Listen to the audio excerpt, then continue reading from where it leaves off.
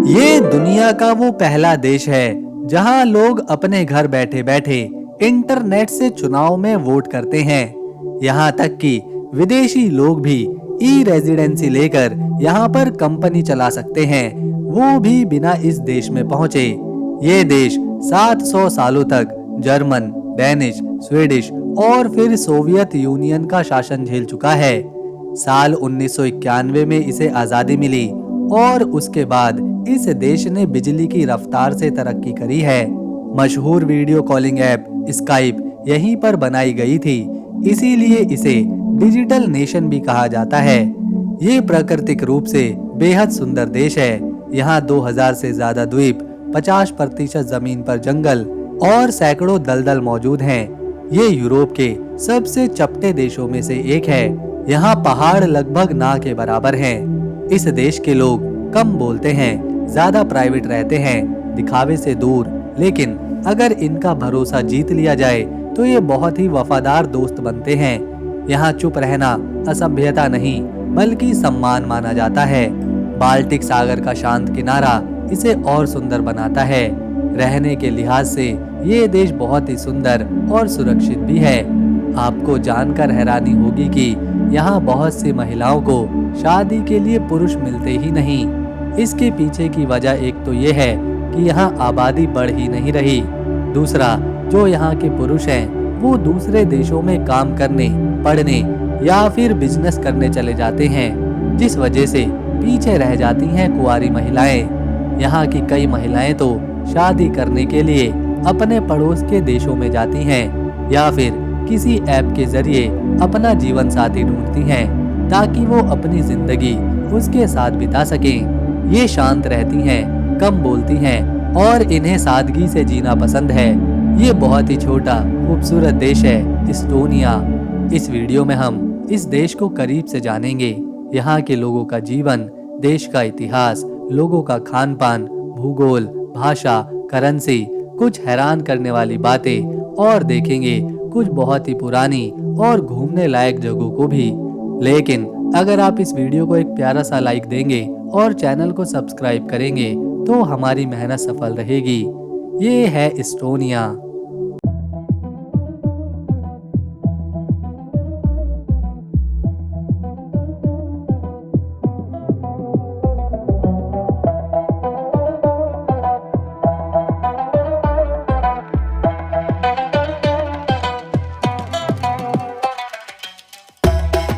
दोस्तों, इस्टोनिया एक छोटा सा देश है जो कि उत्तरी यूरोप के हिस्से में आता है।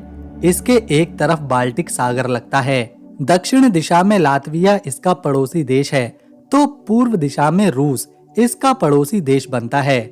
अगर हम नक्शा देखें तो इस्टोनिया लातविया और फिनलैंड के बीच दिखाई देता है। ये खूबसूरत देश केवल 45,339 स्क्वायर किलोमीटर के क्षेत्रफल में फैला हुआ है, जो क्षेत्रफल के लिहाज से दुनिया में 126वें नंबर पर आता है। यहाँ की राजधानी है टालिन, जो कि बहुत ही ज्यादा सुंदर शहर है। इस देश में ज्यादा लोग नहीं रहते।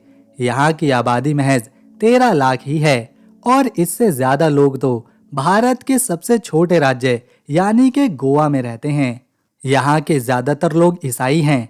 आबादी का 70% हिस्सा ईसाई धर्म में यकीन रखता है, जबकि 30% में ऐसे लोग हैं, ऐसी जनसंख्या है जो किसी भी धर्म में यकीन नहीं रखते, यानी कि ये नास्तिक हैं। 13 लाख की आबादी में 7 लाख महिलाएं हैं, जबकि पुरुष केवल 5,90,000 ही हैं। 1 लाख महिलाएं पुरुषों से ज्यादा हैं।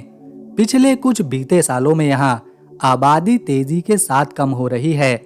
महिलाओं को अपना जीवन साथी ढूंढने से भी नहीं मिल रहा। यहाँ इस्टोनिया में मानो पुरुष शादी करना ही नहीं चाहते या फिर वो दूसरे देश की महिलाओं से शादी कर रहे हैं, क्योंकि यहाँ के बहुत से पुरुष हर साल काम की तलाश में यूरोप के दूसरे देशों में चले जाते हैं, जिस वजह से पीछे रह जाती हैं अकेली महिलाएं।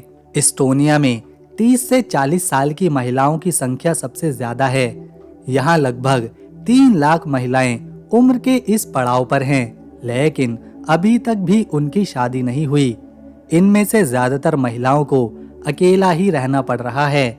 जिस वजह से यहाँ कई महिलाएं ऐसी ऐप्स या फिर वेबसाइट से दोस्त बना रही हैं या अपना जीवन साथी चुन रही हैं जिन्हें वो पहले कभी नहीं जानती थी। यहाँ की बहुत सारी महिलाओं ने इसी तरह अपना जीवन साथी ढूंढा है ताकि वो शादी कर सकें। इसके अलावा यहाँ की सरकार खुद आबादी को घटता देखकर परेशान है और अपने देश के पुरुषों को बाहर ना जाने की सलाह दे रही है, लेकिन ज्यादातर लोग ये बात नहीं मानते, जिस वजह से अब यहाँ उन लोगों को आसानी से रहने की इजाजत दी जा रही है जो विदेश से यहाँ काम करने, व्यापार करने आए हैं। अगर कोई व्यक्ति एस्टोनिया की महिला से शादी करता है तो उसे जल्द ही यहाँ की नागरिकता मिल जाती है, लेकिन उस व्यक्ति को पहले यहाँ की भाषा सीखनी पड़ती है, कुछ साल यहीं पर रहकर काम करना होता है। उस व्यक्ति का कोई भी खराब रिकॉर्ड नहीं होना चाहिए। अगर ये सारी बातें वो व्यक्ति पूरी करता है तो वो आसानी से यहाँ की महिला से शादी कर सकता है और यहीं पर बस सकता है। ये देश रहने के लिहाज से काफी महंगा है, मतलब यहाँ हर चीज के लिए पैसे देने पड़ते हैं। अगर किसी को टॉयलेट जाना है या फिर उसे रास्ते में टॉयलेट आ गया तो वो ऐसे ही कहीं पर भी खड़े होकर नहीं कर सकता। यहाँ बस स्टॉप पर, रेलवे स्टेशन पर, पार्क में, पब्लिक प्लेसेस पर टॉयलेट बनाए गए हैं जिसमें टॉयलेट करने पर 24 रुपए देने होते हैं। इतना ही नहीं, यहाँ गाड़ियों को खड़ा करने के लिए पार्किंग के भी काफी ज्यादा पैसे देने पड़ते हैं। यहाँ 1 घंटा अपनी कार पार्क करने के लगभग 2.5 यूरो यानी के 226 रुपए देने पड़ जाते हैं, और अगर कोई पूरे दिन अपनी गाड़ी पार्क करता है तो उसे 30 यूरो यानी के लगभग 2700 रुपए देने पड़ते हैं। ये है राजधानी में मौजूद ओल्ड टाउन। ये पूरी जगह यूनेस्को की वर्ल्ड हेरिटेज साइट्स में शामिल है।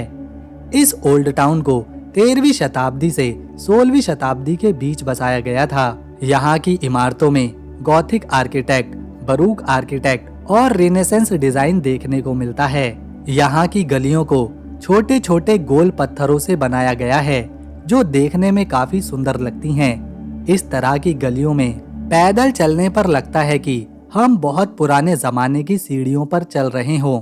एस्टोनिया पर 1940 से पहले जर्मनी का राज हुआ करता था।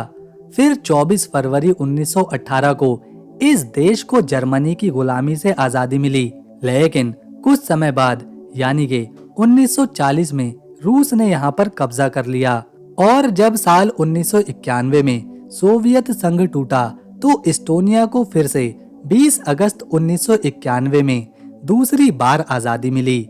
यही वजह है ये देश एक बार नहीं बल्कि एक साल में 2 बार अपनी आजादी का जश्न मनाता है, एक तो 24 फरवरी को और दूसरा 20 अगस्त को। इस देश में बहुत ही अजीब तरह के खेल खेले जाते हैं।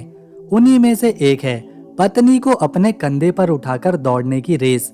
हर साल जुलाई के महीने में 100 रिजॉर्ट के पास ये रेस कराई जाती है। इसकी चैंपियनशिप भी होती है जिसे वर्ल्ड वाइफ कैरिंग चैंपियनशिप कहा जाता है। इस प्रतियोगिता में न सिर्फ एस्टोनिया के जोड़े बल्कि दूसरे देशों के भी जोड़े हिस्सा लेने पहुंचते हैं।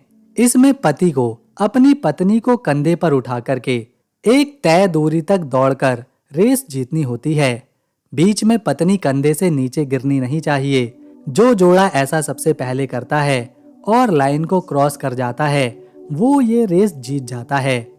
उस जोड़े को प्राइज, पैसे और ट्रॉफी मिलती है।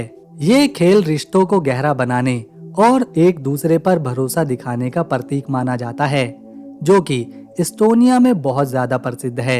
लोग इस प्रतियोगिता का भरपूर मजा उठाते हैं। दूर दूर से लोग इसे देखते हैं। एस्टोनिया के लोग नौकरी करना बिल्कुल भी पसंद नहीं करते, बल्कि यहाँ के लोगों को खुद का बिजनेस करने में मजा आता है। यहाँ हर तीसरा इंसान कोई ना कोई खुद का बिजनेस करता है, फिर चाहे वो रेस्टोरेंट खोले, नई टेक्नोलॉजी बनाए, गेम इजाद करे या कोई नई ऐप बना दे। हर कोई खुद का स्टार्टअप शुरू करता है। इसीलिए पूरे यूरोप में सबसे ज्यादा स्वरोजगार वाले लोग यहीं पर देखने को मिलते हैं। यहाँ कई कंपनीज हैं जिनमें कुछ बड़ी हैं तो कुछ छोटी हैं तो कुछ अभी शुरू हुई हैं। लेकिन आपको जानकर हैरानी होगी कि इन कंपनीज की शुरुआत करने वाले कोई करोड़पति व्यापारी नहीं है। यहाँ के आम नागरिक ही इन कंपनियों को खोलते हैं और वो ही इन्हें चलाते हैं। एस्टोनिया के लोग काफी एडवांस माने जाते हैं, खास तौर पर टेक्नोलॉजी के क्षेत्र में। ये बहुत ही जल्दी अनुमान लगा लेते हैं अब लोगों को किस चीज की जरूरत पड़ने वाली है या बाजार में कौन सी नई चीज लोगों को सबसे ज्यादा पसंद आएगी। यही वजह है आज जो स्काइप ऐप पूरी दुनिया में इस्तेमाल करी जाती है उसे एस्टोनिया में ही डेवलप किया गया था। साल 2003 में पहली बार स्काइप टेक्नोलॉजीज के द्वारा इस ऐप को बनाया गया था और उस समय तो व्हाट्सएप नाम की कोई चीज भी नहीं थी। इस ऐप के जरिए लोगों के बीच वीडियो कॉलिंग और ऑडियो कॉलिंग की प्रसिद्धि बढ़ी और केवल इंटरनेट की मदद से लोगों के बीच नई तकनीक इजाद की। ये ऐप इतनी ज्यादा फेमस हुई कि पूरी दुनिया में लोग इसका इस्तेमाल करने लगे, जिसके बाद 2011 में माइक्रोसॉफ्ट ने इस ऐप को खरीद लिया। इसी तरह ट्रांसफरवाइज, बोल्ट, पाइप ड्राइव और प्लेटैक भी एस्टोनिया में ही इजाद किए गए हैं। दुनिया में शायद ही ऐसा कोई देश है जहां आम लोगों के लिए हर जगह वाईफाई की इंटरनेट सेवा फ्री हो, लेकिन इस देश में ऐसा देखने को मिलता है। यहाँ कैफेज में, पार्क में, ट्रांसपोर्ट हब में, पब्लिक प्लेसेस पर वाईफाई की सुविधा मौजूद है, जिनकी स्पीड काफी तेज होती है। ये वाईफाई 4G, 5G स्पीड में काम करते हैं। यहाँ ज्यादातर चीजें ऑनलाइन हैं और हर कोई फ्री वाईफाई इस्तेमाल कर सकता है, खास तौर पर घर से बाहर। इससे यहाँ की सरकार को भी बहुत फायदा होता है, जैसे कि लोग अपना वोट ऑनलाइन ही डाल देते हैं, टैक्स भी ऑनलाइन ही भरे जाते हैं और दूसरी जरूरी चीजें बैंकिंग, पुलिस, सिक्योरिटी सारी चीजें ऑनलाइन होती हैं। अब जब हर चीज ऑनलाइन है तो एस्टोनिया की साइबर सिक्योरिटी भी बहुत ही ज्यादा मजबूत है, जिससे लोग इंटरनेट इस्तेमाल करते हुए पूरी तरह से सुरक्षित रहते हैं। देश की राजधानी टालिन 2013 में वो पहला शहर बना था जिसने अपने नागरिकों के लिए पब्लिक ट्रांसपोर्ट को पूरी तरह से फ्री कर दिया था और आज भी इस शहर में किसी को किराया नहीं देना पड़ता। चाहे बस से सफर करो, ट्रैम से सफर करो या फिर ट्रॉली से, सब कुछ फ्री है। लेकिन ये सुविधा केवल देश के नागरिकों के लिए ही है। जो सैलानी यहाँ जाते हैं वो अगर पब्लिक ट्रांसपोर्ट का इस्तेमाल करते हैं तो उन्हें टिकट खरीदना पड़ता है। शायद यही वजह है एस्टोनिया में प्रदूषण बहुत ही कम है। लोग ज्यादा से ज्यादा पब्लिक ट्रांसपोर्ट का ही इस्तेमाल करते हैं, जिससे उनके पैसे भी बच जाते हैं और देश में प्रदूषण भी नहीं फैलता। इस देश में एक बहुत ही अनोखा कानून है। अगर आप सड़क पर गाड़ी चला रहे हैं और अगर आपकी गाड़ी की हेडलाइट्स नहीं जल रही तो इसे यहाँ पर जुर्म माना जाता है, जिसके लिए 400 यूरो का फाइन देना पड़ता है, जो भारतीय रुपए में 36,200 रुपए बनते हैं। इसीलिए चाहे दिन हो या रात, यहाँ गाड़ियों की हेडलाइट्स हमेशा चालू रखनी पड़ती है। ये पूरा देश पहाड़ों, जंगलों, नदियों से घिरा हुआ है और देश के केवल 28% हिस्से पर ही यहाँ पर लोग आबाद हैं, जबकि 50% हिस्से पर सिर्फ जंगल ही जंगल हैं और बची 22% जमीन पर यहाँ के लोग खेती बाड़ी करते हैं। 2022 की रिपोर्ट के अनुसार एस्टोनिया को उन देशों में 8वां स्थान मिला था जहाँ भ्रष्टाचार सबसे कम है। अगर यहाँ कोई 2 रुपए की भी चीज खरीदता है या फिर 1 किलो आलू ही क्यों न खरीदे, उसे दुकानदार कंप्यूटर से निकाला हुआ पक्का बिल देता है, जिससे लेन देन के बीच कोई भ्रष्टाचार नहीं रह जाता। इसी वजह से यहाँ लगभग हर कोई अपना टैक्स समय से भरता है और लोग भ्रष्टाचार नहीं करते। यहाँ पर पैसे के रूप में यूरो चलता है। ये देश दुनिया के उन देशों में गिना जाता है जहाँ महिलाएं और पुरुष को एक समान अधिकार मिलते हैं। महिलाओं को पुरुष के बराबर माना जाता है, फिर चाहे वो खेल का क्षेत्र हो, व्यापार का हो या फिर राजनीति का। यहाँ अक्सर पुरुषों से ज्यादा महिलाएं आगे निकलती दिखाई देती हैं। यहाँ का राष्ट्रीय जानवर ब्राउन बियर है, जो कि यहाँ के जंगलों में देखने को मिलता है। इसके अलावा यहाँ के लोगों को वेरी वॉश खाना बहुत पसंद है, जो कि जानवरों के खून और मांस से बनी एक चटनी की डिश होती है। इसे यहाँ के लोग बड़े ही चाव से खाते हैं और ये यहाँ की नेशनल डिश भी है। ये है देश का सबसे प्रमुख चर्च, जिसे अलेक्जेंडर नेवेस्की कैथेड्रल कहा जाता है। ये राजधानी टालिन में मौजूद है। जब यहाँ रूस का शासन हुआ करता था, तब 1895 में इस चर्च को बनाने की शुरुआत हुई थी, जो सन 1900 में आम लोगों के लिए खोला गया। ये चर्च याद दिलाता है रशियन शासन की, जब वो यहाँ पर राज किया करता था। चर्च का नाम भी एक रशियन सैनिक और रशियन पादरी के नाम पर ही रखा गया है। उस सैनिक ने टियोटॉनिक नाइट्स के खिलाफ 13वीं शताब्दी में जंग लड़ी थी।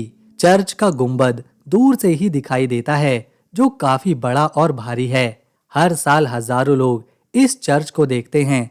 जो इस्टोनिया की यात्रा पर जाते हैं, वो इस चर्च को जरूर देखते हैं, क्योंकि ये चर्च यहाँ के प्रमुख टूरिस्ट प्लेस में से एक है। इस्टोनिया में एक आइलैंड है जिसे कहीनू आइलैंड कहते हैं। इस आइलैंड की खास बात है कि यहाँ गिने चुने पुरुष ही रहते हैं और यहाँ पर 95% महिलाएं हैं। इसीलिए इसे महिलाओं का द्वीप भी कहा जाता है। ऐसा इसलिए है कि ये आइलैंड बाल्टिक सागर में है और द्वीप के सारे आदमी समंदर में काम करने जाते हैं। बड़े बड़े जहाजों में काम करते हैं, सफर करते हैं। वो महीनों तक घर नहीं लौटते। फरवरी से सितंबर तक ये पुरुष बाल्टिक सागर में ही अपना जीवन बिताते हैं, जिस वजह से पूरे आइलैंड पर केवल महिलाएं ही बसती हैं। ये महिलाएं पिछले कई सालों से यहाँ अकेली रहती हैं। इन्हें जंगल जाना पड़ता है, लकड़ियाँ लानी पड़ती है।